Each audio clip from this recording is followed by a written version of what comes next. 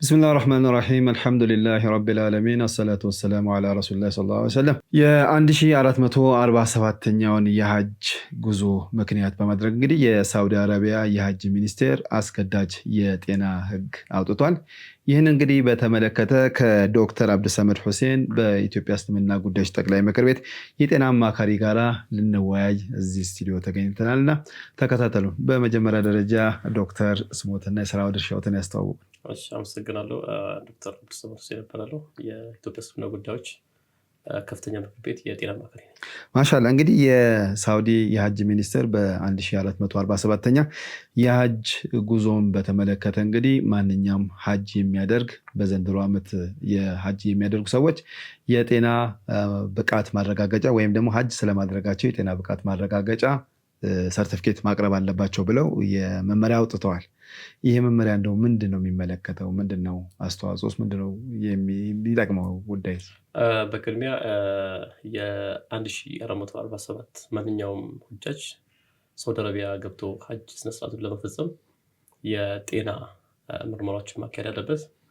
የእነዚህ የጤና ምርመራዎች በተለይ ከ9 አይነት ህመሞች አንዱ ከተገኘ ይሄ ሁጃጅ ወይንም ደግሞ ይሄ ሐጅ ለማድረግ ያሰበ አካል ብር ከፍሎ ቪዛ ሞልቶለት ፓስፖርት መጥቶለት ሐጅ እንዲያደርግ ይከለክላል ህጉ ማለት ነው። ለአብነት ያክል ከ9ኙም ላነሳለ ብሞክር ለምሳሌ የኩላሊቱ ፌል አድርጎ ስራ አቁሞ የሚታጠብ ሰው ሐጅ ማድረግ አይችልም።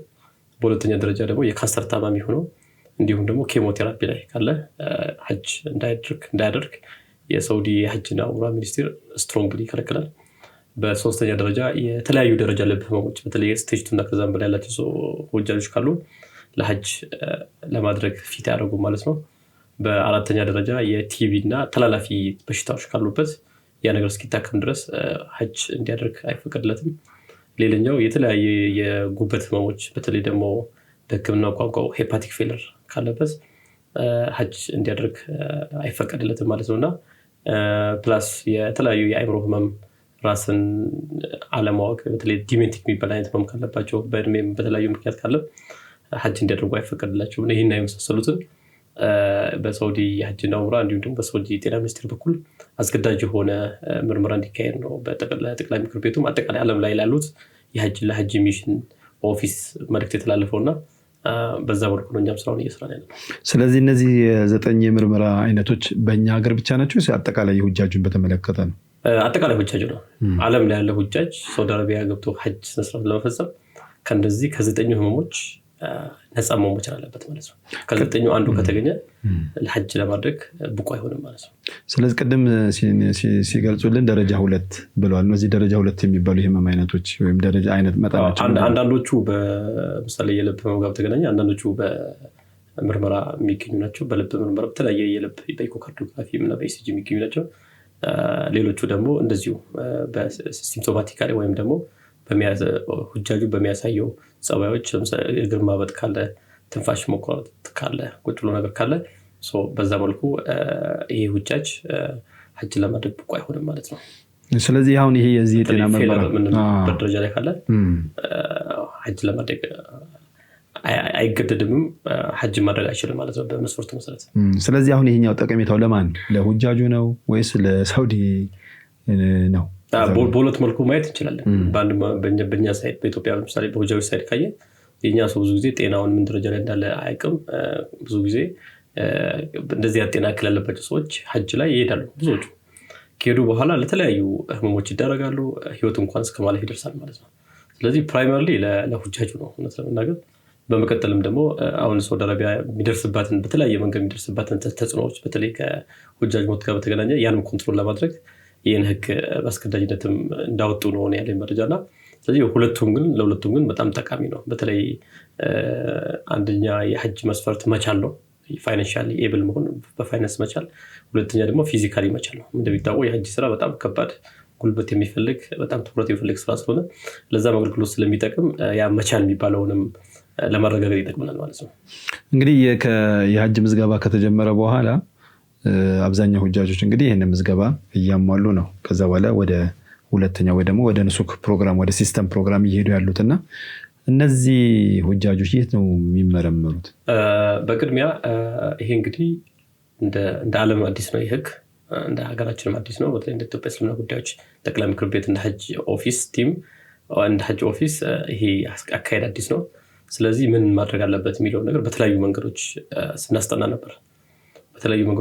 ነበር እና መጀመሪያ የሳውዲ የጤና ሚኒስቴር የሰጠንን መስፈርት ላይ በመቆም ከኢትዮጵያ ጤና ሚኒስቴር ጋር ደብዳቤ በመጻፍ ከኢትዮጵያ ጤና ሚኒስቴር ጋር ለዚህ የሚፈልግ ሜዲካል ሰርቲፊኬት በማዘጋጀትና በጤና ሚኒስቴሩ በኩል አፕሩቭ እንዲደረግ ወይ እንዲረጋገጥ በማድረግ ከዛም በኋላ ወደሚቀጥለው ስቴፕ ላይ ነው። የሚቀጥለው ስቴፕ ምንድነው? ይህን ምርመራ ማድረግ የሚችሉ ተቋማቶች እነማን ናቸው የሚለውን ለመለየት የሞከርነው። ቅድም እንዳነሳው ወደ 30 የሆነ የመመዝገቢያ ማዕከላቶች አሉ። ሰው ይህ ምርመራ ለማድረግ ለምሳሌ ከመቀሌ አዲስ አበባ መምጣት አይጠበቅበትም፣ ወይ ከቡሌ ሆራ አዲስ አበባ መምጣት አይጠበቅበትም፣ ወይም ደግሞ ከአንድ ኢትዮጵያ ጫፍ ከቦረና በሎ ከሄድም ወደዚህ መምጣት ከቤንሻንጉል መምጣት አይጠበቅበትም። ስለዚህ እኛ ያደረግነው ምንድነው? መጀመሪያ መስፈርት አወጣን። መስፈርት ካወጣን በኋላ በዛ መስፈርት መሰረት አዲስ አበባ ላይ መመርመር የሚችሉ ክፍለ ሀገር ላይ ደግሞ መመርመር የሚችሉ መስፈርት አወጣን። በዛ መሰረት ማስታወቂያ አወጣን። በማስታወቂያ መሰረት በጣም የተዘራጁ የኛን የምንፈልገውን መስፈርት የሚያሟሉና ምርመራ ማካሄድ የሚችሉ ተቋማቶችን በማስታወቂያ በመለየት እና አግሪመንት ጭምር በማድረግ ሁጃጁንም ፕሮቴክት የሚያደርግ አግሪመንት ጭምር በማድረግ ነው። ሁጃጁ የሚጠብቅ አግሪመንት ጭምር በማድረግ በዛ በኩል ስራውን ጀምረናል። ስራውን ከጀመረን በኋላ እንደሚታወቀው የጤና ነገር ሴንሲቲቭ ስለሆነ ሲስተም አውቶሜት ማድረግ ነበርብን። ስለዚህ የሚቀጥለው ስቴፕ ያደረግነው ሲስተምን አውቶሜት ያደርገው ማለት ነው። ስለዚህ ከየትም አሁን አጠቃላይ ከ31 ተቋማት ጋር አዲስ አበባ ጀምሮ የጤና አግሪመንት አድርገናል። እነዚህ 31 ተቋማት ጋር ለሁሉም ዩዘር አይዲ እና ፓስፖርት ተሰጥቷቸው በተሰጣቸው ፕሪቪሌጅ መሰረት ቀጥታ ሜዲካል ስክሪን የሚደረገውን ውጤት ያለምንም ንክኪ ወደኛ ሲስተም እንዲገባ ይደረጋል። ከዛም በኋላ እኛ ደግሞ ትክክለኛነቱን እያረጋገጥን የመሬት ሰሩ ምርመራዎችን እያረጋገጥን በሲስተም ላይ አፕሩቭ የማድረግ ስራዎችን ነው እየሰራን ያለ ነው። ይሄ አውቶሜት የማድረጉ ሁለት ጥቅም ያለው። የመጀመሪያው ጥቅም ምንድነው?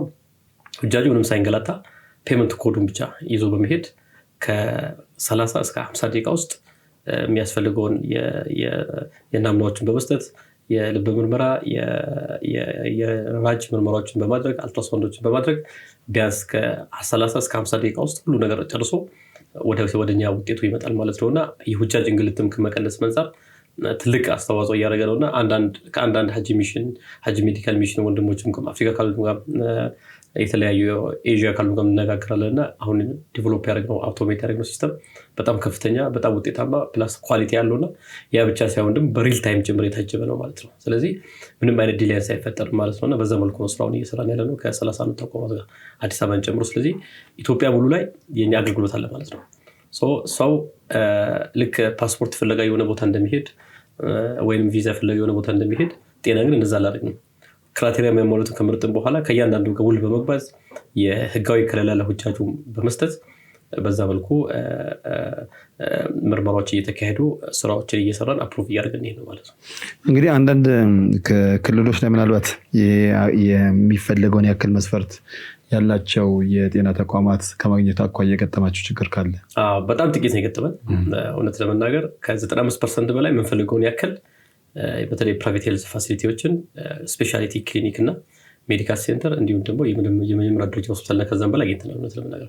ከዛ ውጭ ያሉት ግን ቅድም እንዳልኩ በጤና ጥበቃ ደብዳቤዎች እንዲጻፉ በማድረግና የአካባቢ ያለው የመንግስት ሆስፒታሎች ጋር በደንብ ኢንጌጅ በማድረግ በእነሱ በኩል ምርመራ እንዲያገኙ እየተደረገ ያለው። እንግዲህ የጤና ቲሙ አገልግሎት እዚህም እንግዲህ ይጀምራል፣ እዛ ደግሞ በይበልጥ ይሰራልና የቀጣይ ሁጃጆች ወደ ሳውዲ በሚሄዱበት ሰዓት ያለው ዝግጅት ምንድን ነው የሚመስለው? በጣም ጥሩ። የአጠቃላይ የሕክምና ቲሙ አዘገጃጀት በሶስት ዘርፍ ማየት እንችላለን። የመጀመሪያው ዘርፍ ሁጃጁ ራሱ ለሐጅ በቃል የሚለውን ስክሪን ማድረግ ነው። እሱን ስራ በተሳካ ስራ እየሰራን ያለ ነው። አሁን ባለን ደረጃ ከ90% በላይ ስክሪን የማድረግ እድሎችን አግኝተናል። ስክሪን አድርገን አፕሩቭ ማድረግናል። ወደ ሲስተም እንዲገቡ ለሚመለከተው አካል በፍርሚያችን አረጋግጠን ልከናል ማለት ነው። ይሄ በመጀመሪያ ደረጃ ስክሪን በማድረግ ነው። በሁለተኛ ደረጃ ደግሞ ስክሪን ከተደረጉ በኋላ ብቁ የሆኑ የሁጃጆቻችን የተለያዩ ምርመራዎች፣ የተለያዩ ክትባቶች ያስፈልጋቸዋል። ያን ክትባት እንዲያገኙ አሁን ይሰራል ማለት ነው።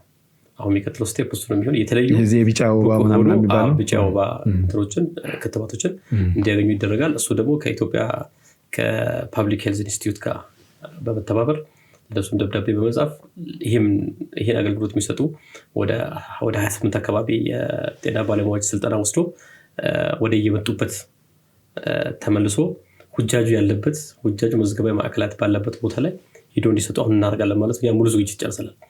ስለዚህ የቢጫ ወባ ክትባት ቅድም እንዳልኳቸው እኛ ሰርቪሱን ወደ ሰው እየወሰደን ያለ ነው እንጂ ሰውን ወደ ሰርቪስ አይደለም እናመጣው ወይ ሰውን ወደ አዲስ አበባ ማምጣት ሳይሆን ሰው ባለበት በ30ም የመዝገባዊ ማዕከላት ላይ ይሄ አገልግሎት እንዲሰጥ ነው እያደረገን ያለ ነው። በዚህ መልኩ አሁን በቅርብ ጊዜ ውስጥ አንድ ተቋም ላይ ጀምረናል። በቅርብ ጊዜ ሙሉ በሙሉ የቢጫ ወባ ክትባቱን እንጀምራለን ማለት ነው።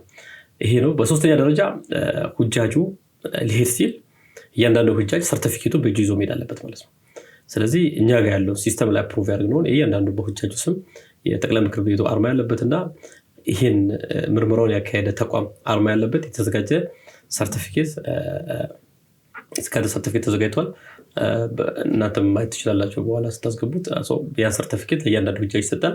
ሁጃጁ ወደ መዲና ሲሄድም ወደ ጅዳ ሲሄድም ያን እጁ ላይ ይዞ ይሄዳል ማለት ነው። በአራተኛ ደረጃ እዛ የሚሰጥ የስራ አገልግሎት ነው። እሱ መዲና መካ ላይና መሻር ላይ የሚሰጠው የጤና አገልግሎት ነው። እሱን ደግሞ በተደራጀ መልኩ ምናልባት የዛሬ ዓመት በጣም ጥሩ ስራ ሰርተዋል በጤና አካባቢ። ዘንድሮም በዛ በተሻለ መልኩ እንዲሰራ ቅድመ ዝግጅቶችን እያደረግን ያለነው። መድኃኒት ምን ያስፈልጉናል የሚለውን ሊስት እያዘጋጀን ያለነው። በተለይ የዛሬ ዓመት የሁጃጁን የህመም አይነት ላይ በመንተራስ የመድኃኒት አይተሞችን የመለየት ስራ እየሰራ ነው። መድኃኒቶቹንም ከየት እናገኛለን የሚለውን ደግሞ የጥናት ስራዎችን እየሰራ ነው። ከዛ መድኃኒቶችን በተሻለ መጠን ከዚህ ወደ ሳውዲ ኤክስፖርት አድርገን ሙሉውን አገልግሎት ሲምለስ በሆነ መልኩ ያለምንም እንግልት ሁጃጁ የጤና አገልግሎት እንዲያገኝ ዝግጅት እያደረግን ነው። በዛ መልኩ ደግሞ ስራ ላይ የሚል ተስፋ አለ። እንግዲህ የጤና እክል መቼ እንደሚከሰት አይታወቅም።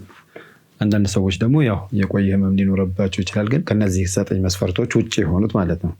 ስለዚህ ሁጃጁ ከጤና አኳያ ትምህርት የሚያገኝበትና ሌላ በቀጣይም ደግሞ ለግንኙነት መረብ ለመክፈት ምንድን ነው ማድረግ ያለበት? ራሱን በምን መልኩ ነው ማዘጋጀበት? አሁን ሁጃጆች ይህን መስፈርት ያሳልፉ ሰዎች እንግዲህ ሁጃጁ በተለይ ስክሪን ተደርጎ አፕሩቭ የተደረጉ ሁጃጆች እንኳን ደስ አላችሁ ማለት እንፈልጋለን።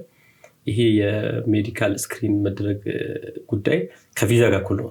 በተለይ የሳውዲ ሀጅና ዑምራ ሚኒስቴር በዛ በኩል እኩል ነው አክብዶ የሚያውና ግን አሁን ጤናማ ነን ብሎ መዘናጋት የሚያስፈልግም። በየጊዜው ደግሞ የራስን ጤና መጠበቅ፣ ኤክሰርሳይዝ ማድረግ፣ ምግብን ባላንስድ የሆነ ምግብ መብላት፣ በተለይ ደግሞ ኮሌስትሮል የሚጨምሩ ምግብ ላይ በጣም ጥንቃቄ ማድረግ እና ጤናማ አኗኗር እንዲኖሩ እኛ ኢንካሬጅ እናደርጋለን። እሺ፣ ምናልባት ቀረ ወይም ደግሞ መልእክት ካሉት? እንግዲህ ይሄ ሁሉ ስናደርግ 6000 ሰው አካባቢ ስክሪን እናደርጋለን። 6000 ሰው አካባቢ ስክሪን የምናደርገው በጠቅላይ ምክር ቤቱ በተቋቋመው ቲም ነውና በጠቅላይ ምክር ቤቱ በሐጅና ዑምራ ዘርፍ እንዲሁም ደግሞ በጤና ማዕከል በኩል የምናደርገውና ይሄ ስለ ሀገር ምንድነው የሚለውን ነገር ማየት አለብን ማለት ነው። ለምሳሌ ጠቅላይ ምክር ቤቱ 6000 ሰው ስክሪን አድርጎ የጤንነታቸውን ደረጃ አውቆ ከዛ ውስጥ ደግሞ የወደቀውን ጭምር ደግሞ ምሳሌ አሁን ለዚህ ለሚዲያ መግለጽ ማንፈልገው ከፍተኛ ቁጥሮች የጣልናቸው ሰዎች አሉ።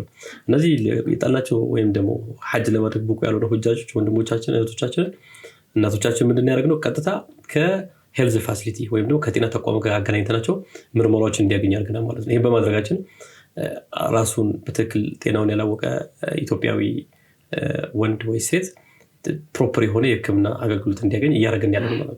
በሁለተኛ ደረጃ ይሄን 6000 ሁጃጅ የጤናውን ስታተስ ከየት እንደመጣ ምን ደረጃ ላይ እንዳለ ሙሉን ስክሪን አድርገን እጃችን ላይ ነው። ይሄ ማለት ደግሞ መጅሊሱም እንደ ተቋም እንደ ትልቅ ተቋም ለጤና ስርዓቱ የራሱ የሆነ የኮርፖሬት ሶሻል ሪስፖንሲቢሊቲ ወይም ደግሞ የማህበራዊ አገልግሎቱን በበቂ ሁኔታ መወጣቱን እና እየተወጣ እንዳለ የሚያሳይ ነውና ይሄ ደግሞ የጤና ስርዓታችንን ሀገራችን የምትከተለው የጤና ስርዓታችንን ለማጠናከር እርስ በርስ እየተናበቡ አላይን እያደረጉ ለመሄድ ጥሩ ጥቅም ይኖራል የሚል እምነት አለ። ማሻአላህ። እንግዲህ የተከበራችሁ የዚህ ፕሮግራም ተከታዮች ከዶክተር አብዱሰመድ ሁሴን በኢትዮጵያ እስልምና ጉዳዮች ጠቅላይ ምክር ቤት የጤና አማካሪ ጋር ለዛሬ ያዘጋጀነው ፕሮግራም በዚህ ያጠናቀቃል። ለሚቀጥለው በሌላ ፕሮግራም እስከምንገናኝ ድረስ ወሰላሙ አለይኩም ወራህመቱላሂ ወበረካቱ።